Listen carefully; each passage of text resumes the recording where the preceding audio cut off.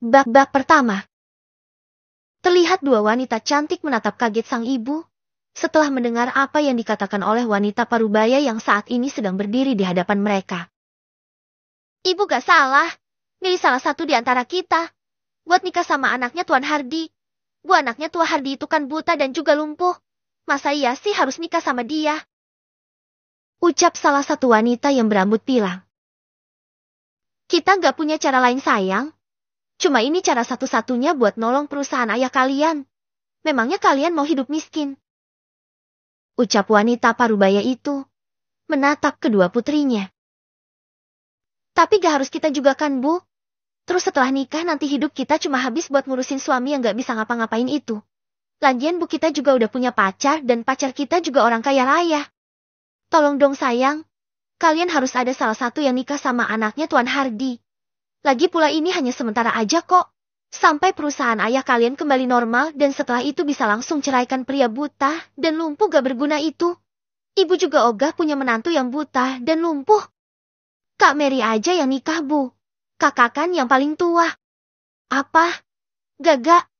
Kamu tahu kan kalau pacar kakak itu seorang produser film? Kamu ajalah. Aku gak mau.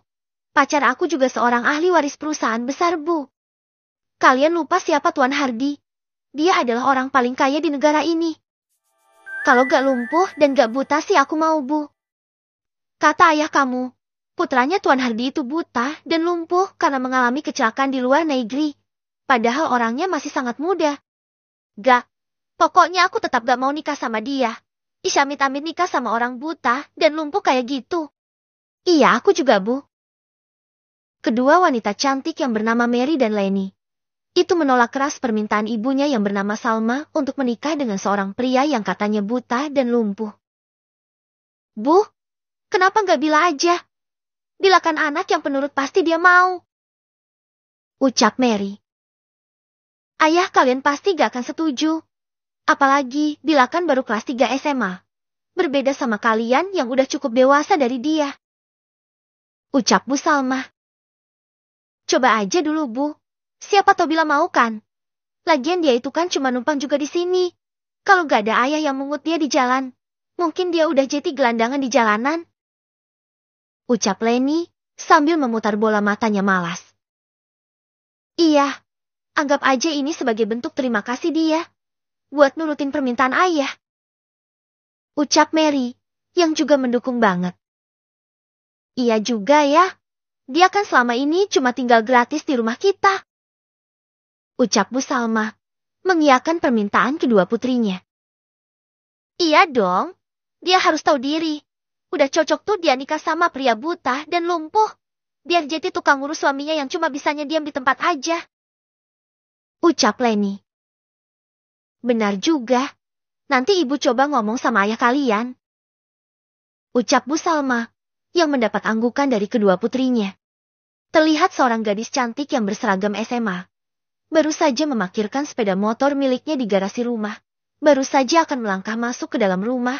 Ia sudah dihadang oleh kedua kakaknya di depan pintu utama. Diam lo situ! Ketus Lenny menatap tidak suka ke arah gadis yang berseragam SMA itu. Assalamualaikum, Kak. Sapa gadis cantik itu, tapi tak mendapat sahutan dari kedua kakaknya. Bila, kita berdua mau ngomong sama lo. Ucap Mary. Mau ngomong apa, Kak? Tanya gadis cantik itu yang bernama Nabila dan biasa dipanggil Bila. Lo aja, Kak, yang ngomong ke dia. Ucap Lenny bersedekap dada. Ayo lo ikut kita ke kamar. Kita pengen ngomong hal penting sama lo. Ajak Mary, lalu melangkah pergi duluan. Melihat kedua kakaknya pergi, Bila pun mengikuti mereka dari belakang. Naik ke lantai 2 dan masuk ke dalam kamar Mary. Len, kunci pintunya. Ucap Mary, yang langsung diiyakan oleh Lenny. Kak Mary sama Kak Lenny, mau ngomong hal penting apa? Tanya Bila, penasaran. Lo sayang kan sama ayah? Sayang banget, Kak. Ayah udah berbaik hati mau membesarkan Bila dan mengangkat Bila sebagai anak. Kalau gak ada ayah, Gak tahu akan jadi seperti apa hidup Bila. Bila adalah anak yatim piatu yang diangkat oleh Pak Harmon, yang tak lain ayah kandung dari Mary dan Lenny. Bila yang kalah itu baru berumur 10 tahun, menjadi penjual tisu di jalanan. Hanya untuk bisa bertahan hidup, tinggal sebatang kara di pinggiran. Membuat Pak Harmon tak tega dan mengangkat Bila sebagai anak. Meskipun sang istri Bu Salma dan kedua putrinya sempat menolak. Tapi Pak Harmon tetap bersikeras mengangkat Bila. Awal pertemuan Pak Harmon dan Bila. Saat itu, Bila tak sengaja terserempet oleh mobil Pak Harmon. Dan Pak Harmon menolong Bila dan membawanya ke rumah sakit. Dari situlah Pak Harmon bertanya tentang orang tua Bila dan tempat tinggalnya. Mendengar kalau sudah sebatang kara dan tidak punya tempat tinggal yang layak. Pak Hendra pun memutuskan untuk mengangkat Bila sebagai anak. Sampai sekarang usia Bila sudah menginjak 18 tahun. Mary dan Lenny saling pandang dan tersenyum senang. Rencana mereka pasti akan berjalan mulus seperti jalan tol. Sekarang ini perusahaan ayah lagi diambang kehancuran. Dan kalau gak dibantu oleh seseorang, kita bakalan jatuh miskin. Kakak serius? Kaget Bila, menutup mulutnya. Iya kita serius. Dan hanya ada satu cara buat bikin perusahaan ayah kembali membaik. Apakah? Lo harus siap buat nikah sama salah satu anak rekan bisnis ayah. Dengan begitu rekan bisnis ayah akan membantu perusahaan ayah. Bila sempat terdiam sesaat, memikirkan kata-kata kedua kakaknya itu. Kenapa lo diam? Lo gak mau bantu ayah? Mau jadi anak gak tahu terima kasih lo? Bukan gitu kak, tapi kan sekarang ini Bila masih sekolah. Lo lebih milih sekolah atau lihat ayah sedih? Pilihan yang dikatakan oleh Mary membuat Bila kembali terdiam cukup lama. Sedangkan Mary dan Lenny saling pandang dan tersenyum senang. Bila siap lakuin apa aja buat ayah kak. Gitu dong. Lo kalau gak ada ayah mungkin udah jadi gembel di jalanan. Ucap Lenny dengan tatapan sinis. Kalau gitu, Bila ke kamar dulu kak. Mau ganti baju. Sana. Ucap Mary mengibaskan tangannya.